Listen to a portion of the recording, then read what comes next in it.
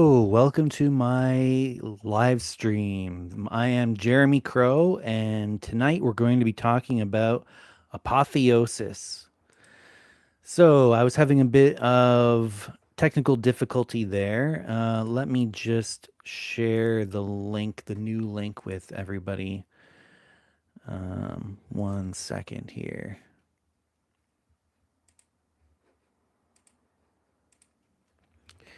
Apologize about this. I've been having some technical difficulties with the system. Just 1 sec.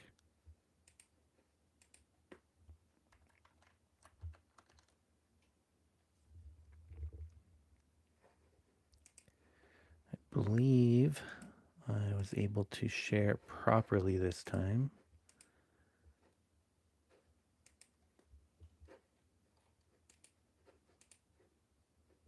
Yeah, there we go. All right.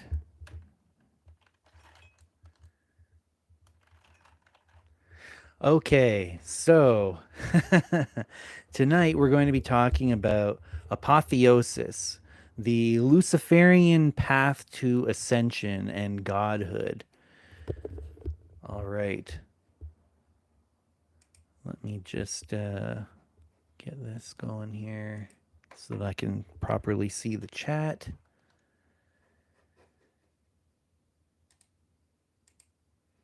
There we go. Okay, I see Beyond Zebras here. I said howdy, Jeremy. Howdy, Beyond Zebra. And great. All right. I think that we got it going now. Yeah. Okay. Okay, sorry about that, everyone. Okay. All right, we got a few people coming in now. Okay, great.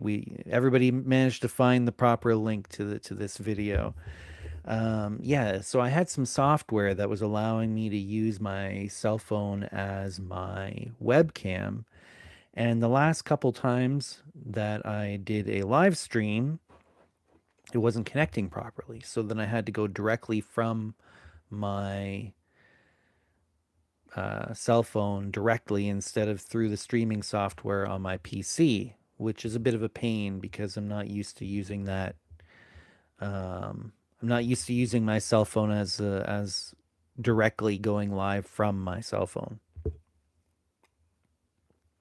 All right. Okay. All right. So before we get into the actual topic, one of the things that I like to do is to do a little divination to start us off. And what I typically have been doing is a bibliomancy, where I will open up a book, some sort of spiritual book, and read whatever page it lands on. And one thing that I've been working with a lot lately is the I Ching.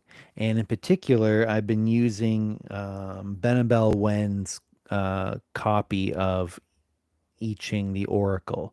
This thing is like 900, over 900 pages. So, and this hardcover edition, you don't want to be reading that in bed and fall asleep and have it fall on your face. Might not wake up, but it's really cool. It has a bunch of information about esoteric Taoism as well as the 64 hexagrams of the I Ching. So what I like to do is just go through rather than doing um, a full reading with throwing the coins and all that. I'm just going to do a bibliomancy where I'll open it up to a random page in the I Ching, um, and land on one of the 64 hexagrams and then read the oracle portion of that. So let's see, what do we get here? Oh, okay, hexagram 55, opulence, and I'll show that to you.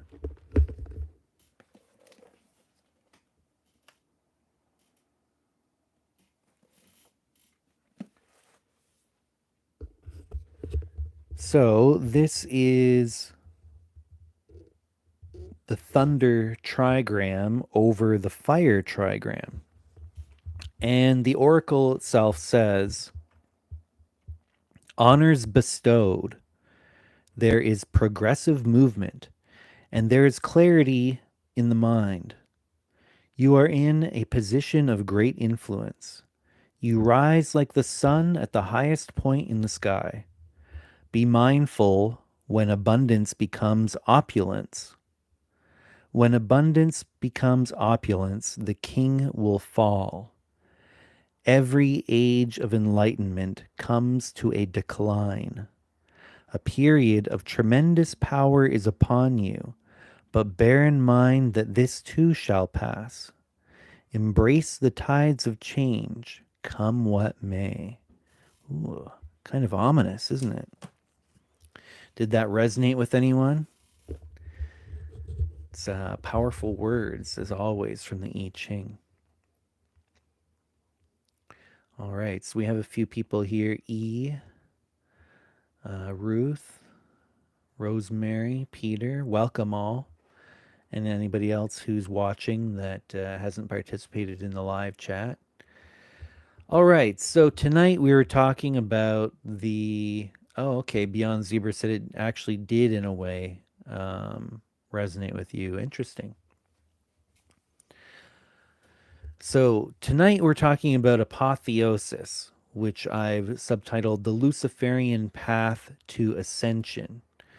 Now, this is a word, apotheosis is a word that literally means becoming a god.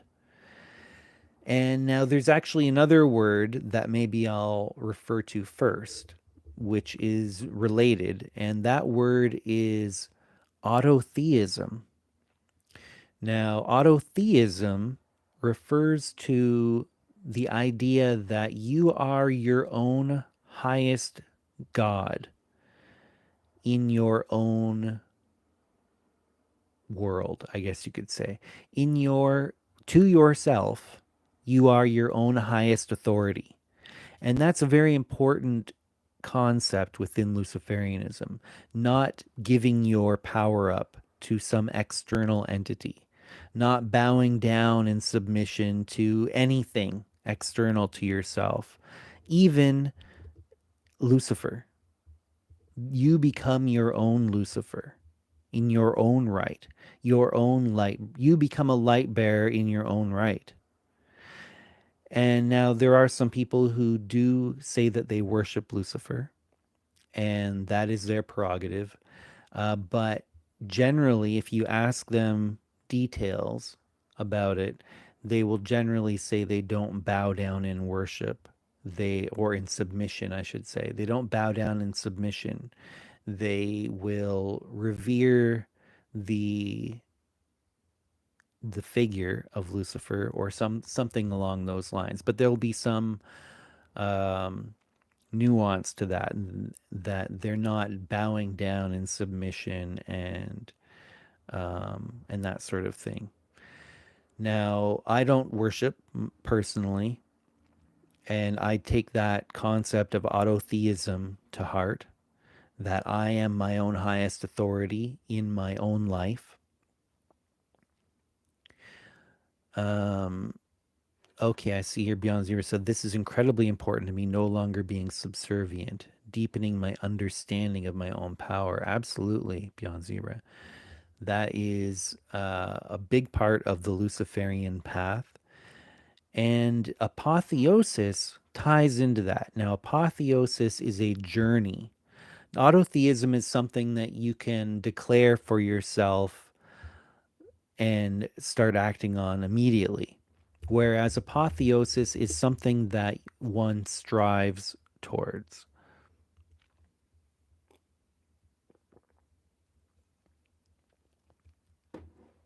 Ah, Wraith is here. Well, greetings. Glad you could make it. Apotheosis is a word that literally means becoming a god. And this is similar to the idea of achieving Taoist immortality. It's similar to the idea of becoming an ascended master.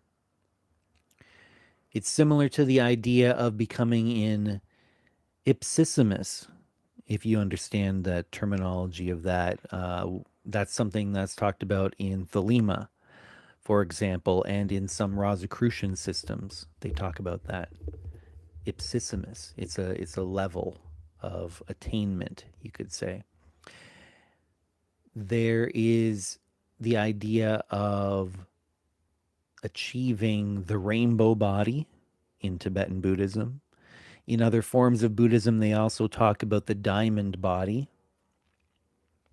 In alchemy, they refer to achieving the philosopher's stone, which is the quintessence or fifth element. It's also referred to as the elixir of life. All of these ideas refer to this concept of becoming a force of nature in your own right, a god, a divine being. And that is what one strives towards in Luciferianism. That is part of being a Luciferianism.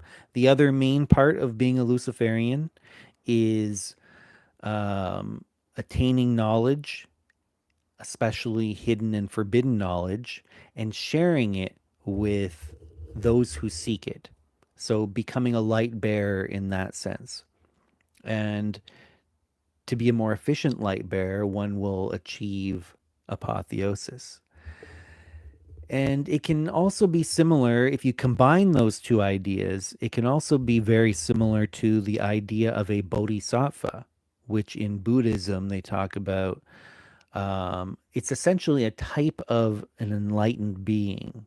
Now, some say that they come just shy of enlightenment. Um, some say that it is an enlightened being, but they have set a mission for themselves to help all sentient beings achieve enlightenment. That is their stated goal of a bodhisattva.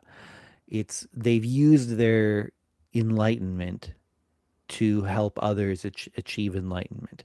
Now, in Luciferianism, if you combine the idea of apotheosis and the idea of being a light bearer, there are some similarities there to the idea of a bodhisattva. Now, how does one? It's not the same, but it is very. There's some similarities. I think that there's some resonance there. Also, I wanted to mention that after this live stream, there will be a private members meeting for members of the Novus Ordo Luciferi. And if you are a member of the NOL, then you will have gotten the secret or private meeting link in either the Discord server or in the Patreon. If you're not already a member and you're thinking of joining, and if you want to participate in tonight's private meeting, which will just be a casual hangout, it won't be recorded. We'll get to chat about whatever we feel like, and you'll have a chance to ask questions and just get to know one another and that sort of thing. But if you wanted to jump in on that and you weren't already a member, if you oh it's there's actually it's not in there, but let me grab the link. Let me just grab the link to that. One second. I'll share it with everybody. To the Patreon, if you wanted to join the Patreon at the $5 or above tier, then that will unlock the post, which has the meeting link for tonight. And I'll put that in the live chat here. And I'll pin that message. And let me just quickly add it to the description of this video here. So if you wanted to check that out, you can, it'll be in the description of this video as well.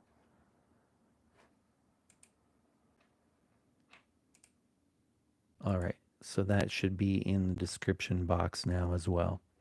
All right, so that's going to take place in about half an hour at 10:30. We will end this live stream, and then we'll have the private meeting for the NOL.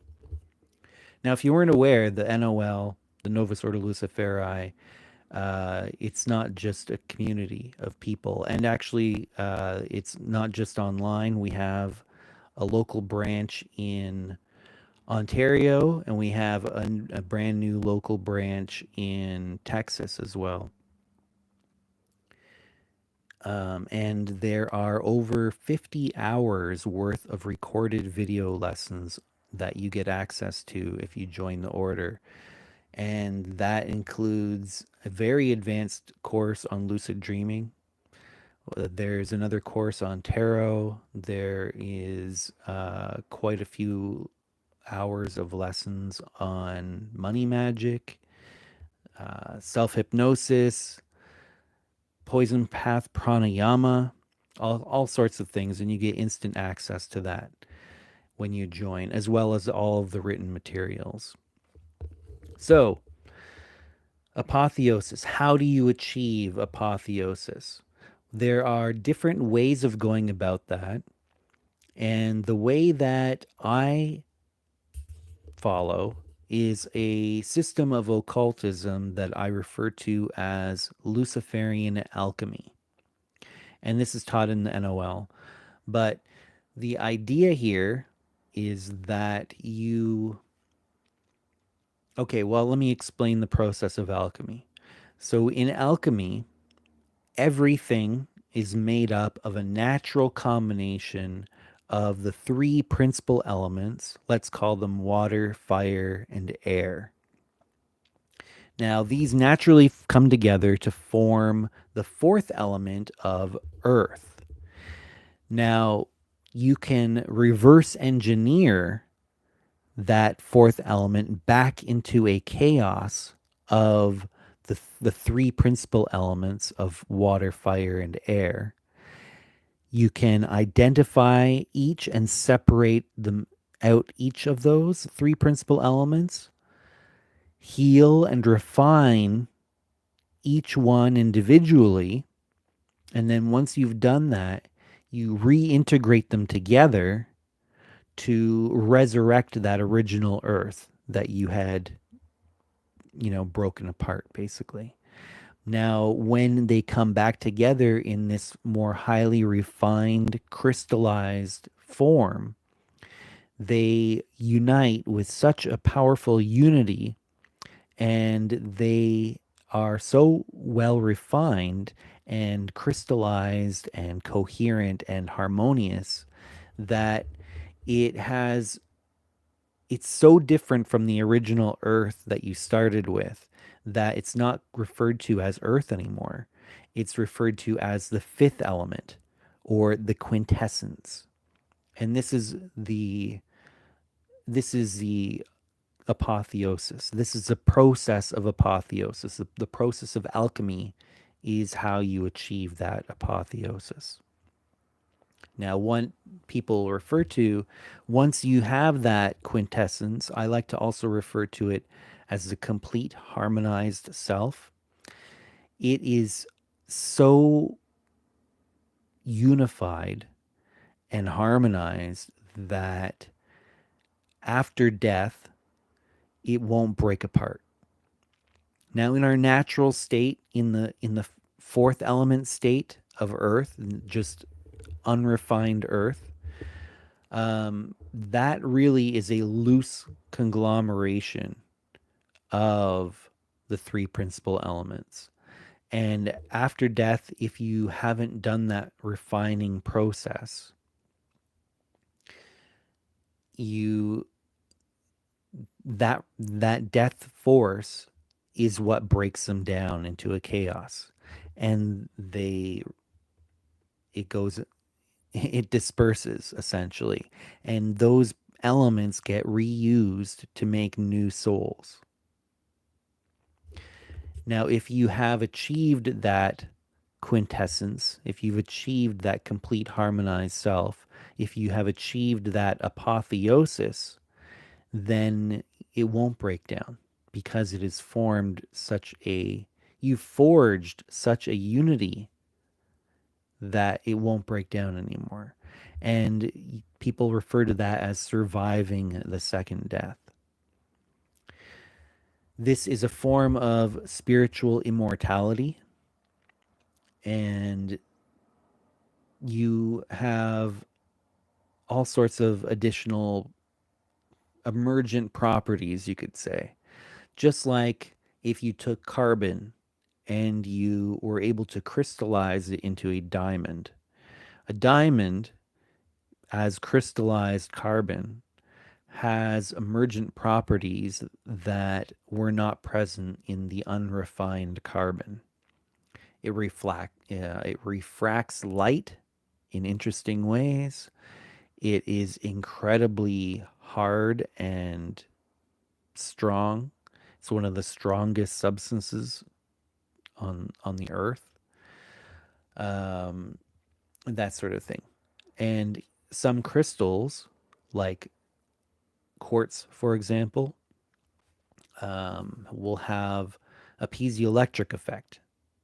So if you put pressure on them, they will actually produce electricity.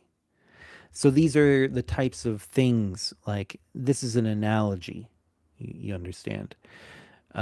So when we crystallize our soul, when we manifest the complete harmonized self, when we transform the fourth element of earth that we start with into the fifth element, the quintessence of ourselves, emergent properties arise. And as we do that process and come closer and closer to that apotheosis, these powers, you could say, begin to manifest. And this includes being able to travel through the astral planes at will. Um, that's sort of all kinds of things like that. I see that there is a couple comments here. It looks like it's written in Hangul. What would that be? Bak Anyways, so the whoever that I'm sorry, I'm not very good at Hangul, but let me see if I can sound that out. Bak Jung, something like that. I'm not sure, but they said, "I've realized the truth now. Lucifer isn't Satan. He's just demonized for bringing light to this world." Yeah, kind of. That's you're definitely on the right track with that. Lucifer is often considered to be Satan in um, in popular culture and in modern Christian folklore, but it wasn't always the case. Lucifer is a Latin word that literally means light bearer or bringer of light. And light, since time immemorial, has been a symbol of knowledge and awareness. And so the bringer of light is a force of enlightenment, right? Now, there are different individuals, entities who have embodied the light bearer archetype in their own way. There are mythological characters such as Prometheus is one classic example of a light bearer that follows that light bearer archetype, and you could call Prometheus a Lucifer.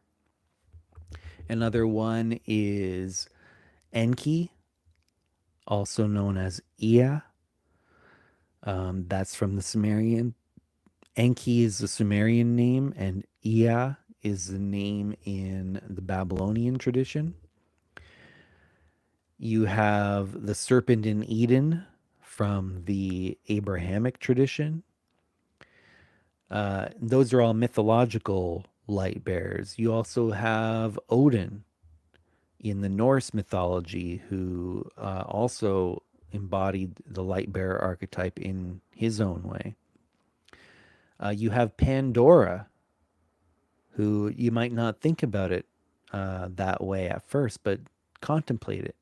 Pandora is also a light bearer archetype.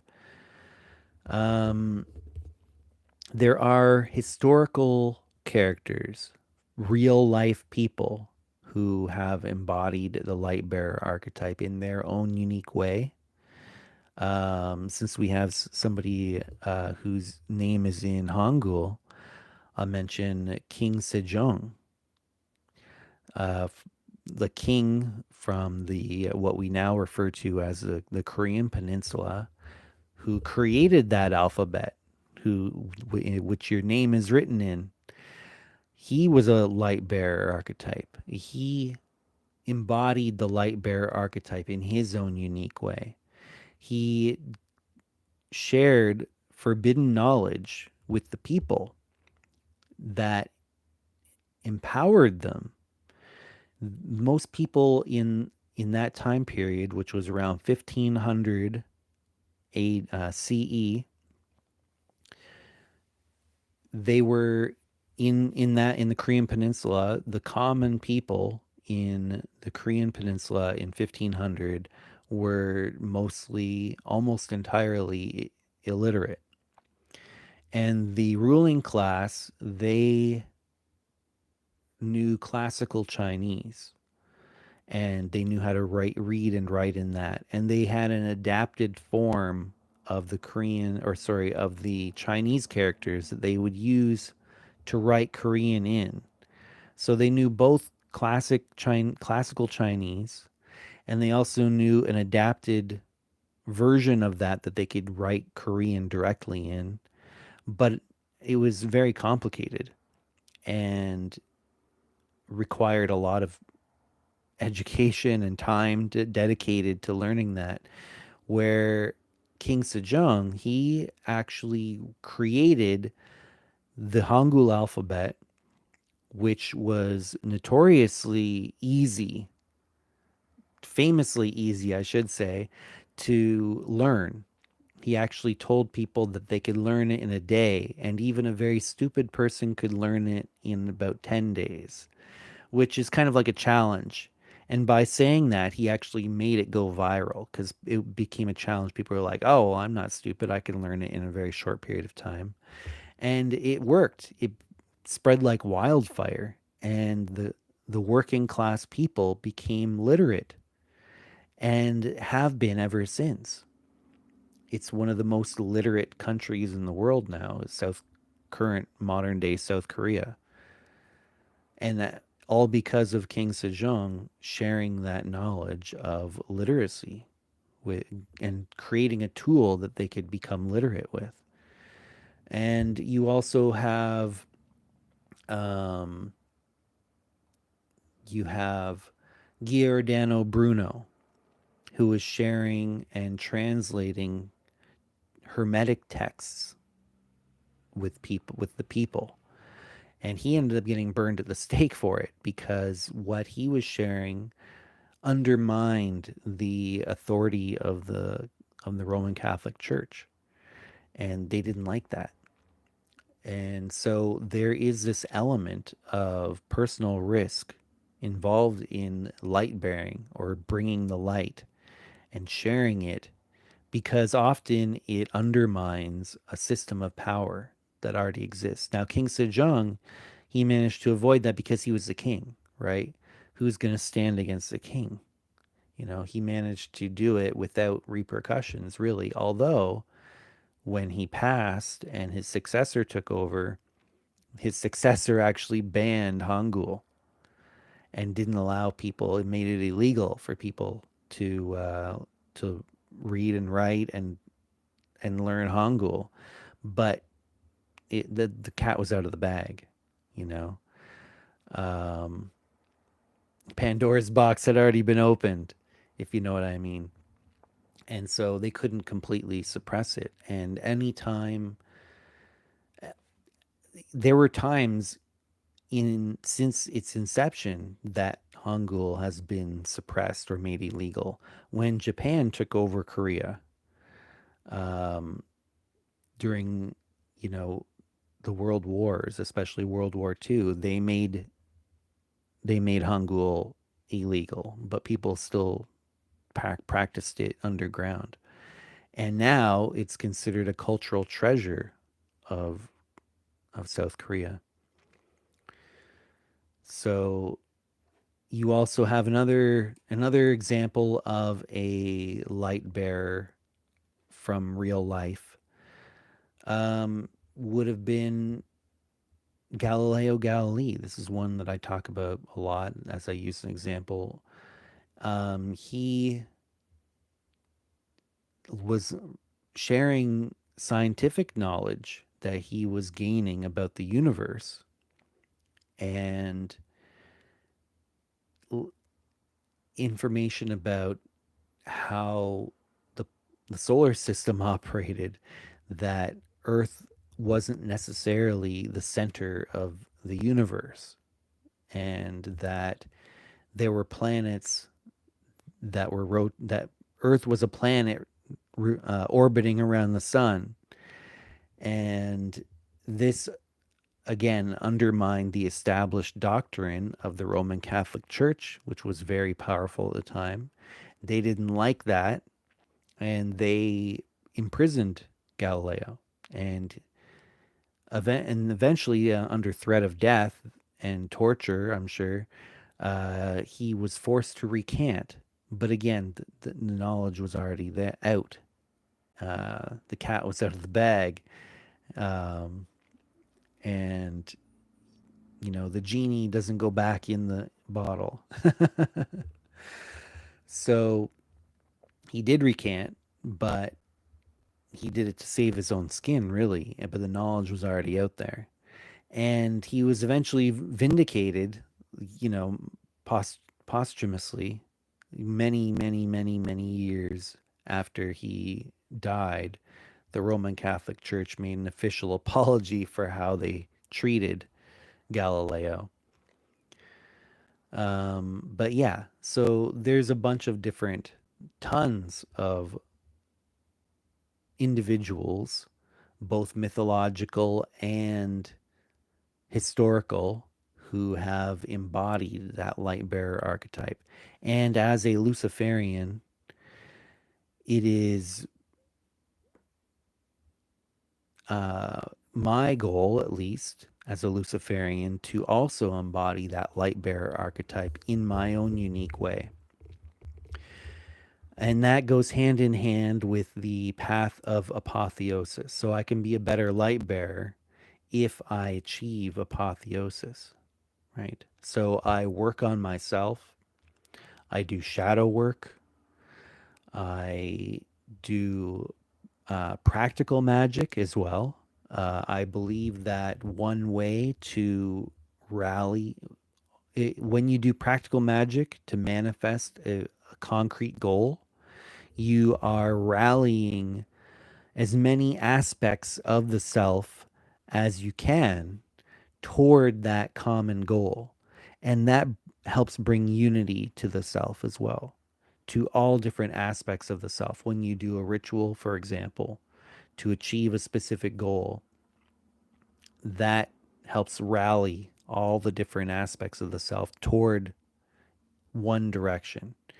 And that helps promote unity of the self as well, and brings one closer to achieving the complete harmonized self. Also, there is energy work practices, very similar to what's done in Taoist internal alchemy, in which energy centers are activated within the energy body of the individual, and different energies are cycled through the energy body, and that can be utilized to help achieve that unification, to achieve that quintessence of self. All right. Rosemary said, do most break apart one element at a time, or is it a fluid motion? Um, Well, I feel like in alchemy, the process of breaking down is done in a controlled manner. You're basically invoking the death force while alive and doing it in a contained and controlled way so that the you can break apart the components so that you can identify the different aspects of the self and you can work on each one individually. And so you break it all down at once, really, but then you work on each part. So it's kind of nuanced. Um, you could say that process of breaking down and breaking apart uh, is happening um, all at once, kind of. But as each part breaks off and you are able to identify each component, then you are able to work on each part individually and heal that part of yourself. If you are familiar with core shamanism at all, you can do work with, you can do work like soul retrieval practices, for example. That would be one type of that is working toward achieving that complete harmonized self. Azaquel, glad you could make it. You said, "Hello, I found a crow feather today while feeding birds in an old cemetery. I take it as a sign to get together with you soon. I have company coming later. I don't know if I'll be at the private chat." Okay, well, if you can make it, then we're glad to have you. If not, then enjoy your evening. And we are going to wrap up here in a couple minutes. It's almost 10:30 when the NOL meeting is set to start. Um, so again, if you are interested in participating in that meeting, you can click the link to the Patreon, which is pinned in the live chat, or it's in the description of this video. If you are watching this after the fact, you can also join using that Patreon link in the description of the video. Um, but if you're here with me live, you can actually join right now, and the most recent post on the Patreon will unlock for you if you join at the $5 or above level or tier on the Patreon, and that will give you access to the link to the meeting that's going to be starting in just a few minutes from now. I wanted to thank. Oh wait, there's another Spetsnaz Beaver. Interesting name. Welcome. You said they want to use my body and the art we can create through it to try and create a critical mass of awakenings to empower humanity against this evil systems of control and the evil Abrahamic God. That sounds very Gnostic, and I definitely resonate with a lot of what you said there. I consider myself to be a Gnostic Luciferian in particular, and maybe we'll get into that in maybe the next live stream. If you do want to catch the next live stream, you can subscribe to the channel here and click the notification bell so that you'll get those notifications of when I'm going to go live. But another way that you can get notifications for that is if you do go to that Patreon, you don't even have to join at the $5 tier or above. You can just become a free follower of the Patreon, and you will get email notifications letting you know when there's going to be an upcoming live stream. So you'll get a notification right in your email just by being a free follower of the Patreon. And that's one way that you can keep track of when I'm going to go live next. Because I always make a post on the Patreon and I make it public for when there's going to be a public live stream like tonight. So if you are interested in talking about Gnosticism, maybe next live stream I'll talk about Gnosticism. We'll get into some of that um, those Gnostic ideas, and Yeah, thank you for everybody who participated in the live chat tonight. If you enjoyed tonight's topic, I encourage you to hit the like button on this video, whether you are here live or if you're watching this after the fact. That will let the algorithm know that this is the type of content that you like, and it will show you more of it. It will also let the algorithm know that you found it valuable, and so anybody else who has similar viewing patterns as you might get shown this video. And that's another way that we can help spread knowledge and be light bearers in the world. And again, thank you so much to everybody who participated. And until next time, stay lucid.